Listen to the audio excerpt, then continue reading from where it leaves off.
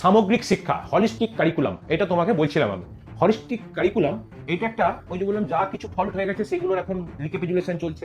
দেখো আমাদেরকে শিক্ষা দেওয়া হয়েছে, সেদিনে আমি একটা সাক্ষাৎকার শুনছিলাম, পাঞ্জাবের মুখ্যমন্ত্রীর একটা সাক্ষাৎকার শুনছিলাম। সে একটা ভালো কথা বলছিল, বলছে দেখো আমাকে স্কুলে শেখানো হয়েছে সাইন থিটা কস থিটা, এটা আমার জীবনে কোনো কাজে না গেল, কারোর জীবনে ম্যাক্সিমাম খুব কম ছেলের জীবনে কাজে লেগেছে, পরীক্ষায় নাম্বার পাওয়া ছাড়া কিছু কাজে লাগেনি। আমি সেটা পড়তে পারিনি, সেই জন্য আমাকে কি দাগিয়ে দিয়েছে সমাজ, আমাকে বলে দিয়েছে আমি নাকি অঙ্ক পড়তে পারি না। এমন একটা জিনিস শেখাচ্ছ আমাকে, যে শেখাটা আমার জীবনে কোনো কাজে লাগবে না, আমাকে শেখাচ্ছ আর আমি পারছি না সেটা, আমাকে বলে দিচ্ছ এ বেকার ছেলে, এর নাকি কোনো কাজেই লাগবে। তাহলে কি দরকার?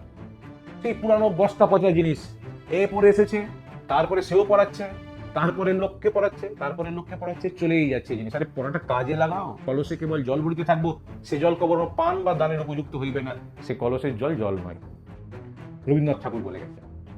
তো সেই জন্য পুরনো ও প্রচলিত ধারা শিক্ষার সাথে শিল্পকলা, ক্রীড়া, বৃত্তিমূলক শিক্ষা, এই মতন বিষয়গুলোকে এখানে ঠাঁই দিতে হবে। এটা হচ্ছে হলিস্টিক